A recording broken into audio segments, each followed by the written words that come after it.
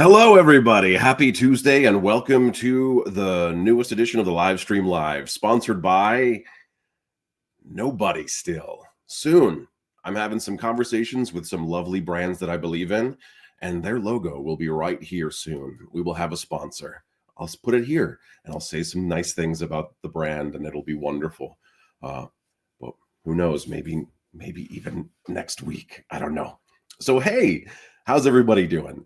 As usual, we are live on Instagram, YouTube, and Facebook Live. If you have any questions, comments, or concerns, you can pop them into any of the comment sections in any of those places, and I will do my best to answer them or not answer them or not comment on them if they are weird. As usual, we're going to start it off with me speaking to you about what's been happening, and then we will bring on our guest, Zayd Dohrn, who is a very cool guy, who I'm very happy to have on the show. And I think you're going to really love to learn and hear what he has to say. But so, as we all know, if you live in America, we just had Thanksgiving. And I hope it was okay for everyone. I hope no one had a horrible time, any poopy conversations. I hope no one is still obsessing over the COVID vaccine. No, nobody in my house was. No one. Today's show mug is from the wonderful show Ted Lasso. Gotta believe. I love a good mug. I love this show. The show has been nothing but spectacular, and I hear we're getting a new season, which is great. And if you haven't seen it, I suggest you sprint and go see it. Despite it being a holiday weekend, I was very busy with auditions, which is great. I like a bunch of end of the year auditions. It makes me feel nice. It was a bunch of commercials and one for a really cool TV show on a very large network. If anything happens, I will be sure to let you know. I am on like a I don't know what to call it. It's like a loose hold or like a loose availability check for something cool. It's a commercial. I will, of course, let you know if it turns into anything. You probably hear me say that a lot. Hey, I'm on hold. Hey, there's a thing that I'm going to be a part of. Hey, maybe yes, maybe no. But that's just what kind of happens in the magical world of entertainment. There's a lot of, hey, we like you. Hey, why don't you hold these dates? Hey, why don't we never mind. And then you just kind of move on to the next thing. In the beginning, it was kind of frustrating. Now it's just kind of par for the course. So you just get used to it. You know, things come along at a constant clip. So it's totally okay. What have I watched lately? So I've been watching Arcane. I've been really watching that show. I didn't really watch it when it first came out because I was working on my own hybrid animation script, and I didn't want it to influence me at all when I was writing it. But now that I'm not writing that anymore, and now that I'm trying to pitch it, I decided to check out Arcane, and it is really good. Have you guys watched the show? It is really, really well done. Just the story and the characters and the voice acting and just everything about it is pretty spectacular. I will say. And I've also played a lot of League of Legends. I've played a lot of team fight tactics. So it is a world that I'm very familiar with. So it already like is baked in for me to, I guess, kind of enjoy it, which is good. I also watched I watched the movie The Substance. Whether if you don't know what that is, it's a I guess it's body horror is where it would fit. It's I guess it's being like it's like it's a thriller, but it's not a thriller. It's a horror film, but horror films can't win awards, so they make things thrillers, which is fine. But it's totally body horror. It's the one with Demi Moore, and she's like an aging, aging. She's an aging starlet, and there's this injectable that you can take that literally you basically like bud a younger, more interesting, more amazing version of yourself out of your own spinal column, and you have to spend a week on and a week off, or else you start to like rob each other of life. Um, so as you can imagine, it gets hairy, and the young version wants to just go be young and fun and be out in the world. And she's constantly like taking time from Demi Moore's character. It's very well done. It's very, very stylized, and it's not subtle at all in the messaging that it's trying to send, and I don't think it should be. It's essentially just like be okay with yourself no matter what is happening around you, and you are beautiful and worthy and fantastic, and it's well performed and well done. It's a heightened version of what Hollywood asks for, um, but it's not out of the norm, people treating other people in this fashion. Would you ask? What is the reaction in the industry for a producer also being the lead actor? Um, that happens. It's not like a it's rarer.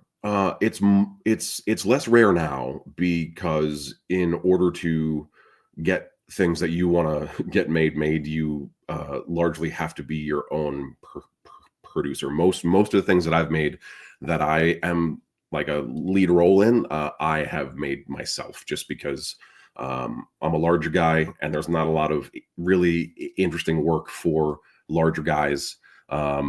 In the entertainment industry, we usually like punch you in the face or rape you or rob you or blow up a building.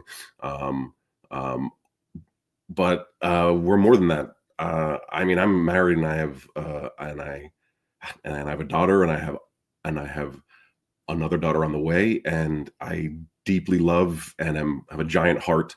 I'm very strong and I'm really tough, but I do a lot of crying. So we are multifaceted folks. But so it's usually that was a long way around to answer your question, but it's usually people that have a very specific vision, or they wrote it and they're creating something and they're producing something. For example, like a big one is like um Ryan Reynolds, right? When he wanted to make Deadpool, he kind of put that up on his own back and made it himself.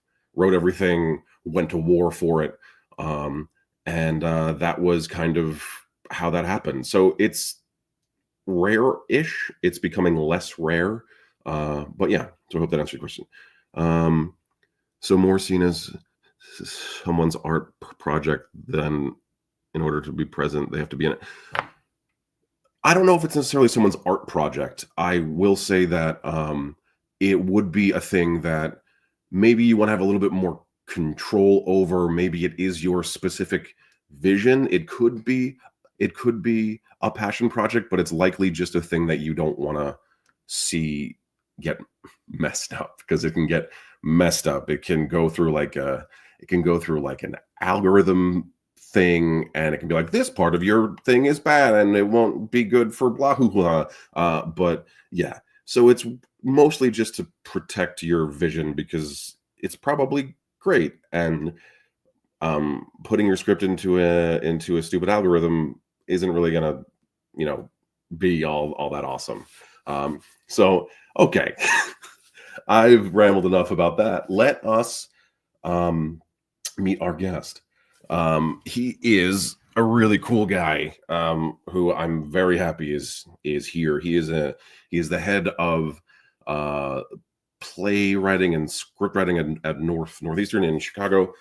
He has an incredible podcast about his life, which we will get into. He has written some really cool plays. He's written some cool screenplays, and we actually met in a really cool way. Without further ado, here is our guest. Oh, hey. Hey Josh, how you doing? How are you, man? I'm good. I'm good. Thanks for having me on. Of course. Thanks so much for being here. It's really awesome. I'm going to take some water for a second. I've been speaking a lot. So let's jump right in, and I kind of want to talk a little bit about, and I'm sure everyone wants to, but I'd love to talk a little bit about how you came up. From what I understand, you were born as you say underground, on the run from the FBI. Well, you weren't, but your mom and dad were, because they were civil rights activists. Yeah. Yeah, they were. So yeah, I was born in the late '70s, underground, in the sense that my mom was actually on the FBI's 10 most wanted list. She was founder of an organization called the Weather Underground. They were basically a bunch of white anti-war, anti-racist activists who were kind of allies of the Black Panthers, and basically spent some time in the early '70s blowing up government buildings, the Pentagon, U.S. Capitol, New York Police headquarters, basically to protest the war in Vietnam and to protest attacks on Black civil rights leaders like Martin Luther King, Fred Hampton, Edgar Evers. So yeah, they were, the FBI would have called them terrorists. They called themselves revolutionaries. They were trying to overthrow the U.S. government, and I was born during that time when they were still on the run underground. And so yeah, spent my childhood in a very crazy way. I think I personally think that is incredibly cool.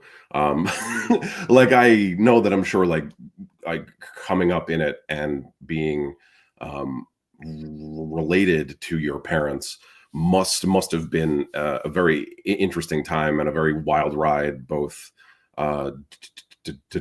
developmentally and emotionally and Yeah. all that stuff. But like, as a, I don't know. I don't think I'm like a former punk rocker. I mean, I am wearing a sweater now. But I came up in the whole punk alt scene. I protest when it needs to happen. I march for people, and I'm out in the streets when I need to be. Um, Mm. you have a very specific, like, you've lived this in a way that most people cosplay, I Yeah. guess. Yeah. Um, Well, that's certainly my parents did. And they were, like you said, we all know people, we all maybe are people who sometimes protest or who like to think of ourselves as politically engaged. My parents were the most, committed, radical people I've ever met, and probably most people have ever met. They really lived that idea of kind of, if something's wrong in the world, we have to fight with everything we can to change it. And for them, that meant racism. It meant the Vietnam War, and they were willing to risk everything. I mean, they both, they were in college when they became activists. They dropped out. They went on the run. They sacrificed their futures. They ended up in prison. My mom spent a couple of years during my childhood in and out of jail. Many of their friends went to prison for decades or were mm, killed by police or by them, by each other, in accidents, building bombs and things like that. So it was a dangerous time, and it was a crazy way to grow up. But yeah, like you said, also had cool elements and taught me a lot. You know. yeah, I'm sure. Yeah, it's just, yeah. I mean, has it informed your art? I think it has. I mean, I'm guessing it's probably the reason I'm an artist. You don't know. I'm sure you feel this way as an actor. Like, it's hard entirely to pinpoint. Like, I do this because of this reason. But when I think about it, I definitely think for me, telling stories, writing down ideas, writing down things that happened to me has always been a way of kind of trying to understand or make sense of the crazy way I grew up. And Sure. I didn't think about it, the beginning when I was an artist in my 20s, I was just making what seemed cool. Yeah. But then I look back at the stuff I made and the way critics wrote about it and what people found in it. And, you can definitely see some themes that start to bubble up that have to do with, growing up in a family that has these kind of very um, uniquely intense ideas about how to live in the world. Well, I think, yeah, I mean, just from what I've been able to interact with and read and Yeah. um, some of your other work, I mean, I put on the promos that you are a revolutionary also, Mhm. and I think that you are the way that you write for people, the way that, and I understand that that's what you're supposed to do as a writer. You're like supposed to get into people's heads, but not everybody is very good at that. Yeah. Um, and you seem to have a way in um, empathetically, where you really get to the feel of either a specific type of person, group of people, um, and I feel that has to come from at least a little bit from being raised in a hyper empathetic environment. That's interesting. Yeah. Well, thank you for saying that about my work. But I think you're right. It was a hyper empathetic environment. It was also an environment that involved a lot of what you might call role playing, right? I Hmm, mean, we like literally when I was growing up, we had fake names. We were living fake lives. We had, my parents had fake jobs. When I went to school, I used a different name.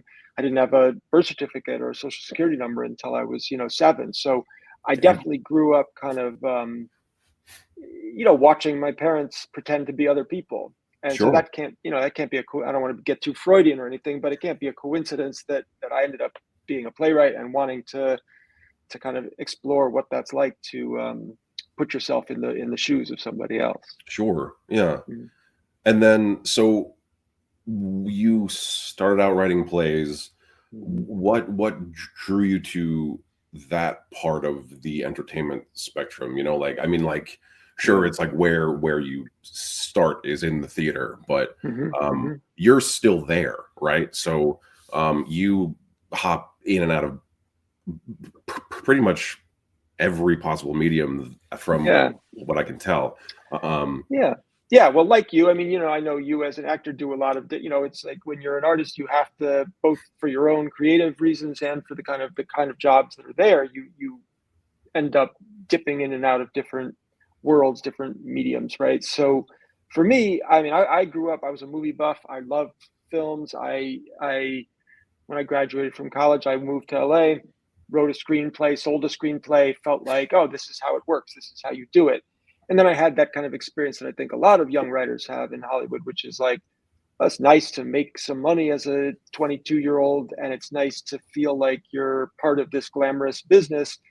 But then the work kind of sucks. The people who you're working with are not really interested in making something good, and it can get pretty disillusioning pretty quickly. yeah, So for me, the theater presented itself as a kind of, I just had this idea when I was in my 20s, like I didn't like this. The movie didn't get made. I never liked the idea that I was hired to write. It wasn't my idea. It was something somebody read one of my samples, hired me to write their idea, and that happens a lot in Hollywood. And I felt, flattered that they liked my writing. I felt good to be out there working, but ultimately, I felt like I don't want to spend my life writing bad things that never get made. So the theater just popped into my head. I'd never been a big theater kid or anything, but it popped into my head as like I should go back to my hometown of New York. I should write the kind of things that I think are cool.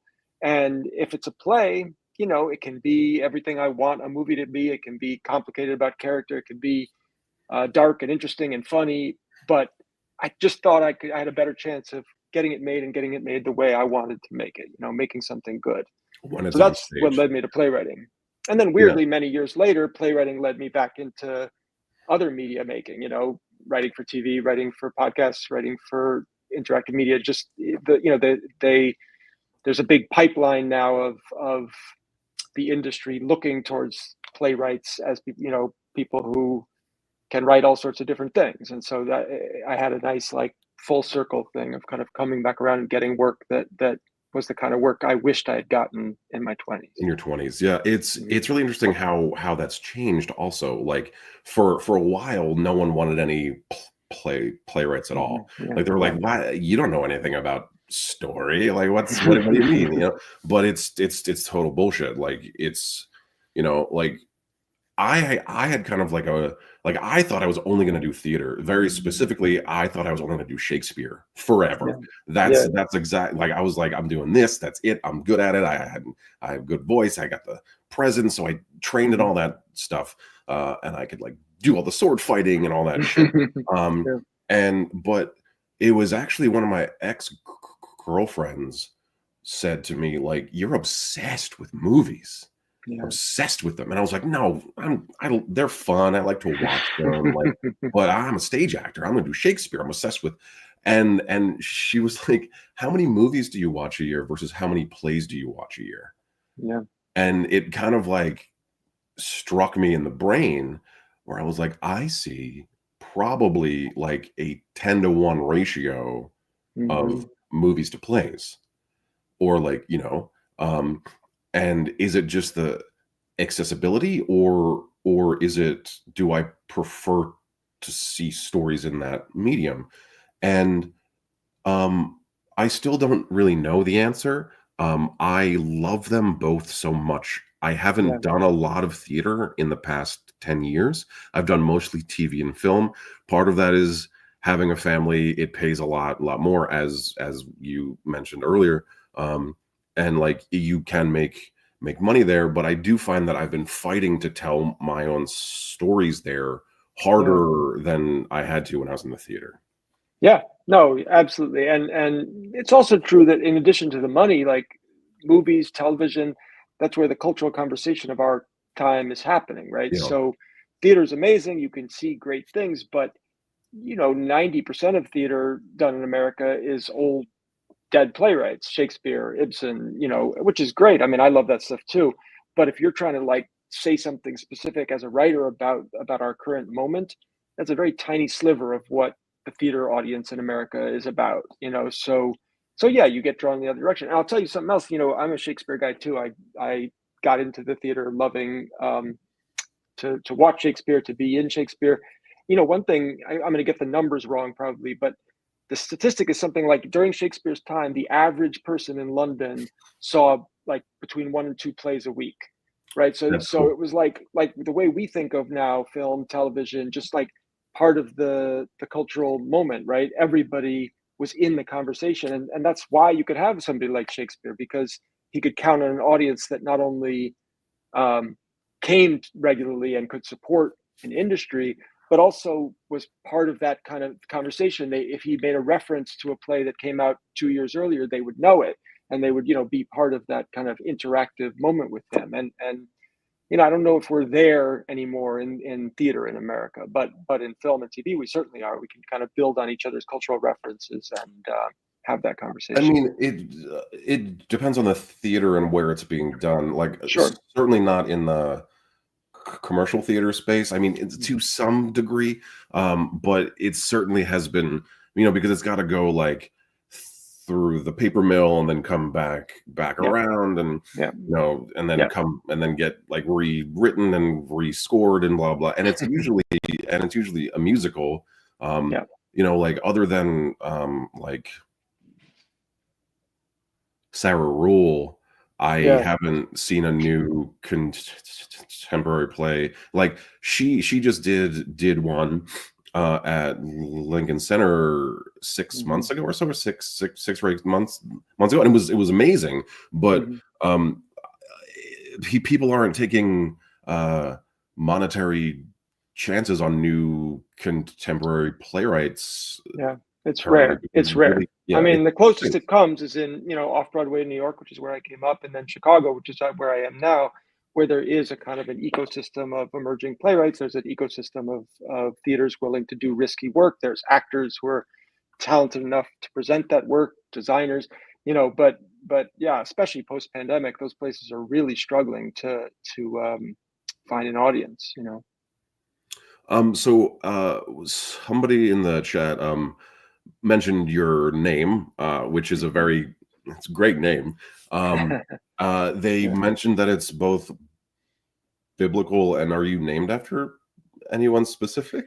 Yeah, that's another crazy story. So I come obviously from a strange background. My mom was raised Jewish. My dad was a WASP, but Zayd, I was actually named after a friend of theirs, a guy named Zayd Malik Shakur, who was a member of the Black Panther Party, and he was actually the Minister of Information for the New York Black Panthers. And he was killed by New Jersey police in a shootout, same shootout in which Assata Shakur was arrested. So he was a Black nationalist, a revolutionary freedom fighter. Uh, he died a couple years before I was born, and my parents named me after him as a kind of a commemorative thing. But he had taken the name Zayd Shakur, which is an Arabic name, Muslim name, when he converted to Islam. Yes, it was. So before I had seen you or heard you or whatever, I had very randomly I met Zayd because I was cast in a partial reading of one of his amazing scripts. And when I first saw your name, I was like, "Oh, this is a black guy." Like, Yeah, I yeah. was like, "Cool." Like, let's. And I heard you were not going to be there because it was a WGGA event where scripts that are either not pitched yet or whatever were read aloud. You were teaching in Greece at the time, Mm-hmm. so there was this like Zoom interview at the end, and everyone else in the union, knows who you are, but Mm-hmm. we're not part of the Writers Guild, so we just kind of show up and we're like, oh, let's meet some people and blah blah. Yeah. And then you popped on the screen, and I was like, what in the fuck? And then Yeah. in the beginning of the interview, they were like, well, because of your life, but everybody knows about your life, Zayd. And Mm-hmm. I was in the front row, like, who the fuck? No one knows. like, I don't know. Yeah. Yeah. Yeah. And then I just like started to try and talk to you, and it worked Yeah. out. And we're Yeah, it worked out. It talking to worked each out other. great. I mean, I love the Writers Guild. I've been a member since the beginning of my career, 10, 15 years ago. And yeah, they do this contest every year called I forget what it's called, Pilots Interrupted or something. And it's basically for a new pilot that, you submit, they judge it, they pick a drama and a comedy to do these kind of stage readings at Lincoln Center. And it's a great program because, so much good work that's being done by members of the Writers Guild doesn't, it isn't getting made because only one tiny fraction of the pilots written actually get produced, even at that level of the Writers Guild Yeah, it's so members. small. Yeah, it's so small, and of course, there's some work, maybe like the pilot that you read, that are either too strange, too political, too something to kind of like be a mainstream show. I mean, I still have hopes for that show. I think it'd be a cool show on TV, but but it's got its difficulties too. And so I really appreciate the Writers Guild being like out there, kind of advocating for their writers and for their most, their riskiest and strangest work. It's an incredible script, and I Mm, would love to see it happen, mm. obviously. But Yeah, like I would, yeah. it's just on its own.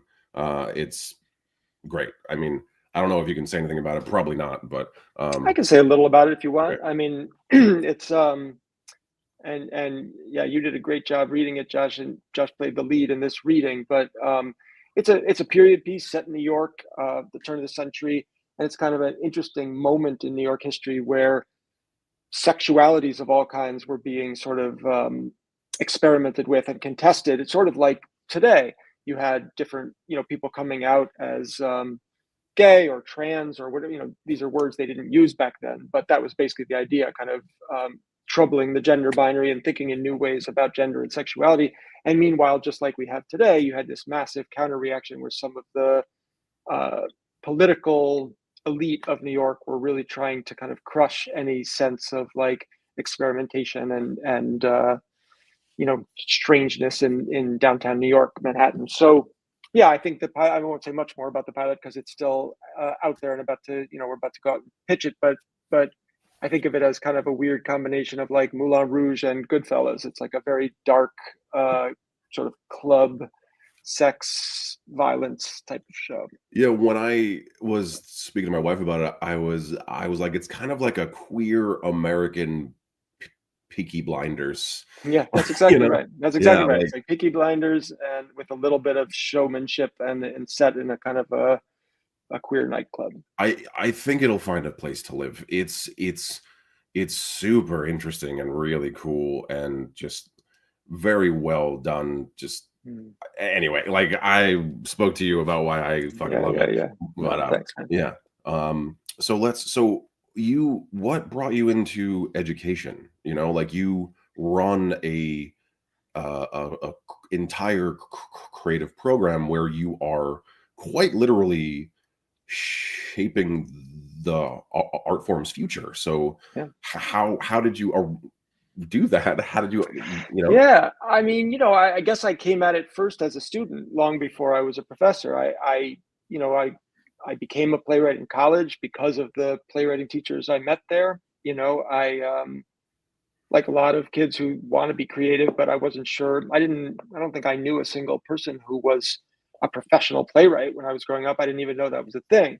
But then I went off to college. I took some writing workshops, and some of my professors. I was at Brown, and so what my playwriting professor, the year I was in her class, she won the Pulitzer Prize in drama, and I thought, Wow. wow, you can be this brilliant artist and be a teacher and be actually making a living doing what you're doing. So that's kind of what planted the seed. And then, like a lot of people in the theater, I went to a bunch of schools. I mean, I started at Brown. I ended up getting my MFA at NYU. I was at Columbia for a while. I was at Juilliard for a while. I did a 2-year fellowship as a playwright at Juilliard. So I was kind of in this world of writing education, and I met all these great mentors who taught me how to do what I do. And so I was just always interested in that exchange of like young writers, mid-career writers, how like mid-career writers can shape, as you said, the next voices in American writing, and also how those I now know that those mid-career writers actually can get a lot out of knowing those young and up and coming writers. It kind of is an interesting feedback loop that happens. So yeah, That I makes was sense. this That makes sense. freelance. Yeah, I was a freelance writer in New York for like 6 or 7 years. It was great, but it's also it's a grind, and it's like you're always kind of looking for that next gig, looking for what's going to come next. And Northwestern offered me this job being a professor of writing, and I thought, I admired my professors of writing so much when I was coming up. I'll try it out. Came to Chicago, started teaching there, and then yeah, now I'm running the MFA program. That's really cool. I mean, and how's it going? Like how is the new generation doing? They're doing so great, and it's funny. I mean, first of all, my colleagues are brilliant. There's about you know six or seven of us playwriting professors in my program, and they're such talented and amazing writers. And then it's a very small program on the graduate level. We only let in 4 writers every year, and they're fully funded. It's free. They get a stipend. They get health insurance, and so it's a way to kind of like pick the best young writers in America and say, like, we're going to give you 2 years to learn from these established writers and to practice your craft without having to worry about a day job or whatever else it might That's be. amazing. That never Yeah. happens anymore. Like It that. never happens Yeah. anymore. It's a pretty unique program. And because it's a unique program, we, along with there's a couple other programs, Yale and Brown and Juilliard, that are kind of set up like that. But it means that we, along with those places, really can pick the people we think are the most important young writers coming up in the country or the world. So yeah, we have right now 8 writers, 4 in the first year, 4 in the second year, and they're staggeringly talented. They're That's brilliant, and we fantastic. have, since I've been here, I've been at Northwestern 10 years, and our list of alums, they're incredible. Will Arbery is, winning insane awards on and off Broadway and writing for Succession. And, Yeah. we have writers on The Bear. We have writers, almost every show you could think of are alums of our program. So, That's fantastic. mm. I mean, that's great. Has anyone run into, so I don't know how to ask this question, but like Yeah. self censoring, I guess, Hmm. like um uh feeling like they're not allowed to write about specific things for whatever reason. Have you Hmm. um run into any of that stuff? Oh yeah, no, it happens all the time, and in fact, I think it's one of the big things we pitch about our program is that we are, fiercely devoted to championing the work of young writers, whatever they want to write. And we don't do the thing where it's like you're not allowed to write that story, or or you have to be careful and you can't take risks and you have to kind of, you got to avoid offending people. Um, we try to remind our students that, sometimes as a writer or as an artist, you take big swings and Yeah, sometimes you miss and sometimes you're going to get an ugly review in the New York Times, and we've all been there. But if you don't take the swings and if you don't take the risks, you're not going to make anything great. So, that's yeah, awesome. I think absolutely the self censorship happens and the censorship happens. I mean, people do get sort of like told that they should not be writing that thing, and Well, and we yeah. we try to push back on that. Yeah. Well, because I mean, it's been happening a lot in like acting programs where people have been very like, I'm not saying like people is like you should do blackface. Yeah. Yeah. That's not what I'm saying, but there has been a lot of like, you can't experiment in this way as an artist because you're not allowed to, and Mhm. it cuts off so much of a, a person's artistic growth to Mhm. say like, no, like maybe you won't use it, like especially when you're in class, or when you're in school, that's where you fuck up, like you Mhm. mess up there and learn. Yeah. And people being told that they're not allowed to do that anymore in a lot of places is producing a very strange artist. I've worked with a few of them, like newer folks, Mhm. and they're very good. They just have their perspective on the, like, art as a whole is very different from when maybe you and I were going through school. Yeah. And I do understand that times change and things change. I'm not a Yeah. dumb. And look, there's a part of it that's good, right? People, it's right for artists to be challenged and to be aware of the history of their art form and the kind of inequalities that have existed and all that stuff. I mean, it's right that artists should be challenged to do better. And by better, I just mean make better art. Like with most things, if you do it brilliantly, you're not going to have a problem. It's when you do it badly, when you try to, impersonate a person or write a voice that you don't understand or that Yeah, you can't access. Of course you should be criticized for that, and people are. The problem is, like you said, when artists get timid, and I don't think there's anything wrong with criticism. I think artists should get criticized, but I think we, as especially as fellow artists and as mentors, we have to stand up for the young artists and say, like, yeah, I mean, okay, they fucked up there, but like they should still take another swing. They yeah, have to. If you get timid, the whole game is over. So yeah. you have to Then what? somehow figure out how to be complicated about this stuff, but be brave at the same time.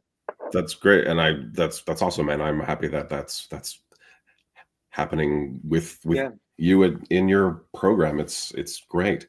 Yeah, Um, and we've got some bold writers. I mean, they are, even in the kind of climate that you're talking about, some people writing some very edgy and provocative stuff. So I'm proud of them. Yeah. that's great. That's fucking great. Mhm. So you being in Chicago, you seem to interface with some of the local theaters, specifically with the Good Men. I Mhm. want to talk a little bit about Revolutions. Mhm. It is, so I didn't get to see it. I didn't even know that Mhm. that it was a thing until Yeah. you emailed me. So you worked with Tom Morello, who, for those of you that don't know who that is, he was in a band called Rage Against the Machine, who's one of my favorite bands. Yeah. Um, and he is, he lives in that revolutionary space that you live in and your parents lived He lived does. lived Yeah. in. And you created a really cool hybrid show. Can you speak a little bit about it? Yeah. So it's crazy. It's my first musical. I've written, 8 or 9 plays, never written a musical because I'm not a super musical person and because the musical form doesn't necessarily fit my aesthetic as a playwright. But um, a bunch of years ago, I guess like 2020, 2019 kind of pandemic era, I was looking for people to collaborate with. I had this idea for a show. And yeah, so I texted Tom Morello, who's this, he's an incredible, maybe one of the greatest rock guitarists ever. And he's in the Rock and Roll Hall of Fame. He's won a million Grammys. He's a legendary kind of performer and musician. And one thing people don't know about Tom, I think, is like a lot of people know his stuff from Rage Against the Machine or from Audio Slave. And he's got this kind of punk edge to him, but he's also got kind of a solo project called The Night Watchman, which is more like Dylan-esque folk sort of music. Oh, really? And then he's got another project called the Street Sweeper Social Club with Boots Riley, the rapper and filmmaker, where it's kind of like a hip hop duo where Tom plays guitar and Boots raps. So anyway, if you listen to Tom's whole catalog, it's not. I mean, the punk rock anthem stuff is amazing, but it really his catalog spans every vibe, every emotion, every genre you could think of. So as I started to listen to it, I was like, I think there's like a story that could happen here. It's not just the hard rock stuff. It's like there's ballads, there's love songs, there's political songs. So yeah, I called him up. I pitched him this project. He was super into it. I hadn't even written it yet, so he was just like, "Yeah, man, if you want to use my music and write a show, like, I'm not guaranteeing that I'll do it, but if it's good, we can talk about it." So I went off and I wrote a script, and he liked it, and then so we're working on, did it at the Goodman, working on the next iteration of it, maybe bringing it to New York, and it's kind of this big hip hop punk rock musical about 2 generations of kind of radicals and criminals in Chicago, and it's a pretty cool show. And Tom's music is just so cool, and you've never heard anything like it in a American theater. So it's going to Yeah. be a fun show to do. Yeah.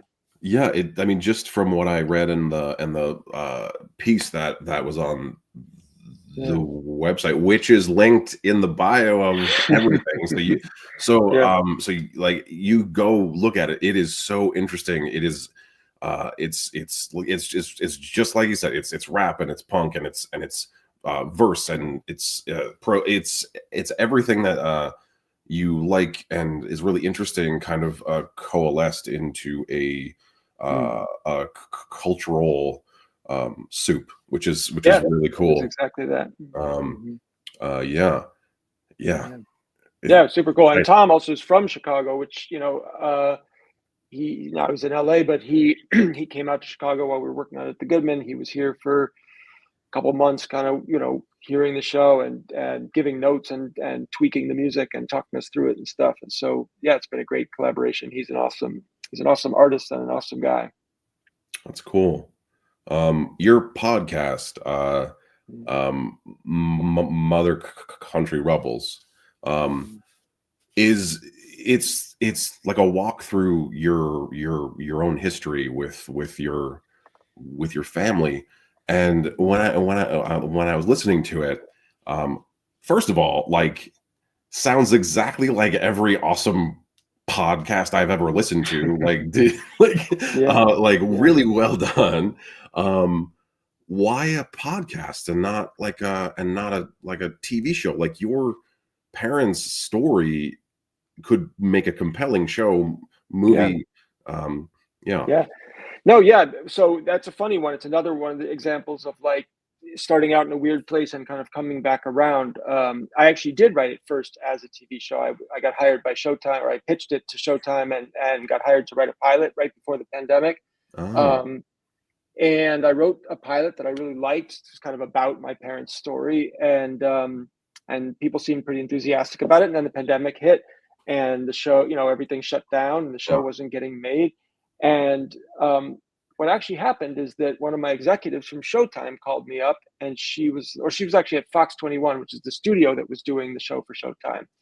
And she had moved during the pandemic from Fox 21 to Crooked Media, which is the podcast company that does Pod Save America and a bunch of other things. And she basically said to me, look, everything's shut down because of the pandemic. That pilot is so cool. Would you want to do it as an audio show? And I was like, I don't know how to make an audio. I don't know how to make a podcast. I don't know how to do that. Yeah. And she was like, I'll hook you up with people who know the audio side. You're the writer. You write the script and we'll make it happen. So yeah, she convinced me that it was a cool thing. I spent a year during the pandemic writing this show. It's a 10-part series, kind of telling the history of the revolutionary undergrounds of the 1960s and 70s. So it's basically my family, the Weather Underground, and also a group called the Black Liberation Army, which was the most like militant offshoot of the Black Panther Party.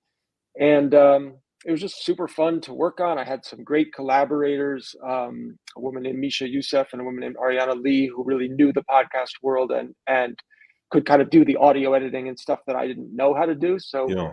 I wrote it, I narrated it. We had a bunch of other voices and interviews and archival footage and stuff to cut together. And yeah, it turned out really well. I think it's a great show, and it turned into like a big thing. We had 2 million listeners, and just kind of like one of those things where it hit at the right time when people were really interested in that question of like racial violence and kind of Yeah. resisting racism and how people have done that over the decades and centuries. So yeah, check it out. It's called Mother Country Radicals. It's on every platform and on Crooked Media's website. It is also very much linked in Yeah, right and in all the videos too. What Yeah. I liked about it the most is that you didn't shy away from anything that was ugly or hard or upsetting, especially as a son, to learn some pretty crazy things about your own Yeah. parents, and then um, having the courage, I guess, to just show the world what it was, and then not like ultra commenting on how it made you feel, but being like, this is what it was, and this is why it had to be this way, Mhm. was very compelling and very admirable to do, because a lot of people would maybe try and hide some of what you laid bare. Yeah. So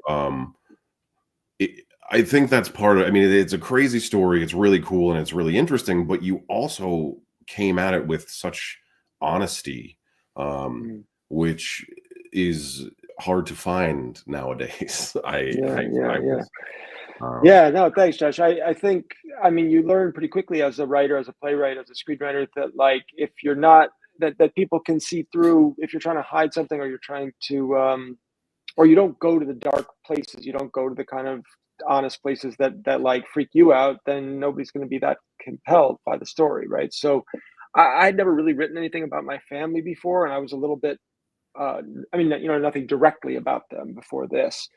And I was nervous, like anybody would be, to write about their own parents and put it out there in the world. But I also I felt from the very beginning, especially because my parents are controversial people. There's plenty of people who have written uh, stuff about them, treating them as heroes, and then there's plenty of other people who have written stuff about them, treating them as villains and terrorists and evil anti-American terrorists, right? So I felt like what I could add to it was some kind of like real close up, intimate honesty about like what I see and what I thought about them, and that was the only way to kind of convince my audience that they were going to hear something real and not just hear a son bragging about his parents, which wasn't what I wanted to do. it's great. So yeah. Yeah. And you're a dad, and how has, I mean, there's the very obvious answers, like you're not on the run from the FBI and you're not underground, but Yeah. Yeah. um as a parent, how has that changed how you are as a dad? Yeah, well, yeah. I mean, first of all, I have two teenage daughters. They're brilliant. They're both kind of artists. One's a visual artist. One's a writer and a journalist. So I feel like I have a lot in common with them in the sense of like they're more like me than I am like my own parents. I was always the observer and the kind of the person who was like checking things out and writing things down, whereas my parents were the ones out there like actually fighting the man and blowing up bombs. And so that dynamic was always complicated. But like any kid who's grown up, I mean, my parents were great parents, but when you're growing up in those sort of circumstances that can be traumatic, where your mother's going to prison and you're, never not sure if she's ever going to get out, and your friends are being killed, and you yeah, when you become a parent yourself, you try to be, I guess, extra careful about giving them a life that feels stable, and that feels like a little bit more predictable. That being said, our family's pretty weird too. So my kids are growing up in their own weird thing. Yeah, I mean, I had my own weird thing too when I was a kid. Yeah, Like, I came up homeless and I was in foster care, and I like had a biological mom who was a crackhead prostitute, like just like stuff like that. So I feel like and the way that it's the same deal. Like, I have a house. I try to make things really stable, yeah, kind, talk about stuff, for keep sure. keep things even keel. But I'm also married to a really cool artist, and Yeah. my daughter seems like she's gonna be a cool artist too. Hmm, hmm. And that part of it is super awesome, and I want to cultivate that and be as weird as you fucking can. Like, For sure. For sure. everything is way too horribly serious all the time, and the world's always exploding and shit's on fire. Be weird and you Yeah. know c- take pictures and be cool. Like, yeah. So it's it's Totally. it's it's nice to hear that from Yeah. some other person that has also had kind of like a wild upbringing. Yeah. No, for sure. Yeah. Well, we are just about at an hour, so I'm going to Hmm. say, if anybody's got any questions, or they have anything that they want to say, please pop them in the chat now. We will, you know, speak for a couple of more minutes, and then we'll probably wrap it up. But Okay. all of Zayd's links about everything that we have spoken about are literally in at the bottom of this video that you are watching. It's to the play, to his podcast, to his personal website, where you also have your other plays up, which is very cool. Are you on social media at all? Yeah, I was on Twitter, but I'm really not anymore. But I'm kind of on Instagram at Zayd Dohrn, and I'm kind of on Blue Sky at Zayd Dohrn. I'm not as good about it as I should be, but you can certainly check me out there, and I can be reached there. Cool. um a lot of people saying that you're really impressive, which is cool, which is true.